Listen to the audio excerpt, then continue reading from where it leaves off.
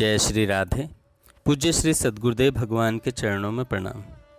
पूज्य श्री भाई जी कहते हैं, भगवान नाम महिमा के कुछ श्लोक बता रहा हूँ। कलयुग में नाम की विशेषता। श्रीमद् भागवत में आता है, राजन, दोषों के भंडार कलयुग में यही एक महान गुण है कि इस समय श्री कृष्ण का कीर्तन मात्र करने से मनुष्य की सारी आसक्तियाँ छूट जाती हैं और वह परम पद को प्राप्त हो जाता है।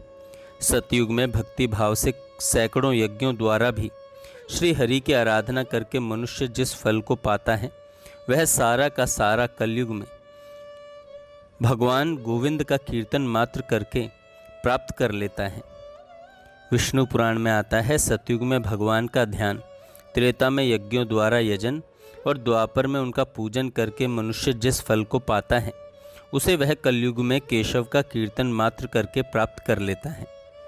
श्रीमद् भागवत में आता है, सतयुग में भगवान विष्णु का ध्यान करने वाले को, त्रेता में यज्ञों द्वारा यजन करने वाले को और द्वापर में श्री हरि की परिचर्या में तत्पर रहने वालों को जो फल मिलता है, वही कलयुग में श्री हरि का कीर्तन मात्र करने से प्राप्त हो जाता है। श्री हरि का नाम ही मेरा जीवन है। कलयुग में इसके सिवा दूसरी कोई गति नहीं है।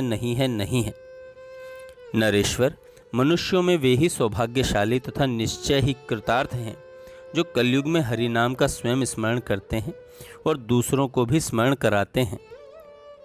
स्कंद पुराण में आता है, तीखी डाढ़ वाले कलिकाल रूपी दुष्ट सर्प का भय अब दूर हो जाना चाहिए, क्योंकि गोविंद नाम के दावा नल से दग्ध होकर वह शीघ्र ही राख का ढेर बन जाएगा।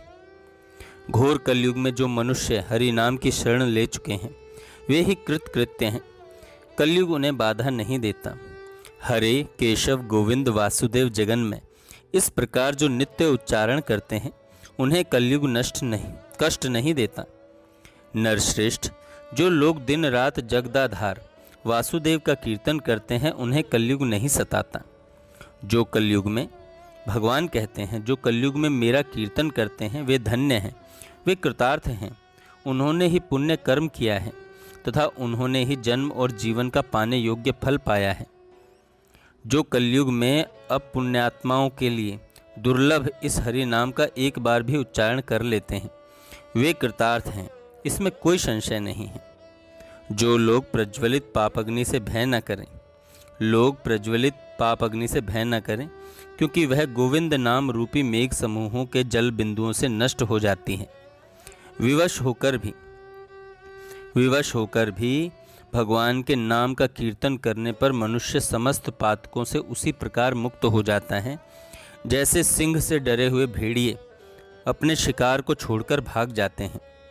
हे मैत्रेय, भक्ति पूर्वक किया गया भगवान नाम कीर्तन उसी प्रकार समस्त पापों को विलीन कर देने वाला सर्वोत्तम साधन है, जैसे धातुओं की सारे मैल को जला डालने के लिए आग। मनुष्य सायं और प्रातःकाल देवादिदेव श्री हरि का कीर्तन करके संपूर्ण पापों से मुक्त हो स्वर्ग लोक में सम्मानित होता है। इस पृथ्वी पर नारायण नामक एक नर प्रसिद्ध चोर बताया गया है, जिसका नाम एवं यश कान के कुहरों में प्रवेश करते ही मनुष्यों की अनेक जन्मों की कमाई हुई समस्त पाप राशि को हर लेता है।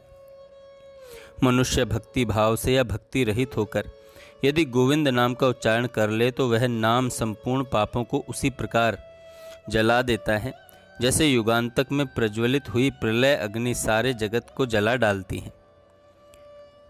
भूतल पर कोई भी मनुष्य गोविंद नाम से प्रसिद्ध होता है, उसके भी उस नाम का कीर्तन करने से ही पापों के सहस्त्रों टुकड़े हो जाते हैं। जैसे असावधानी से भी छू ली गई आग की कणिका का उस अंग को जला देती है, उसी प्रकार यदि हरिनाम का ओष्ठपुट से स्पर्श हो जाए तो वह पाप को जलाकर भस्म कर देता है। जैसे अनिच्छा से भी स्पर्श कर लेने पर आग शरीर को जला देती है, उसी प्रकार किसी बहाने से भी लिया गया गोविंद नाम पाप को जला देता है। ममता से व्याकुल चित्त हुए विषयांध मनुष्यों के समस्त पापों का नाश करने वाला एकमात्र हरिनाम ही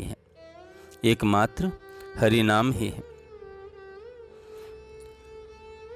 संकेत से, परिहास से, स्तोभ या अनादर पूर्वक भी किया हुआ भगवान विष्णु के नामों का कीर्तन संपूर्ण पापों का नाशक है, ऐसा महात्मा लोग जानते हैं।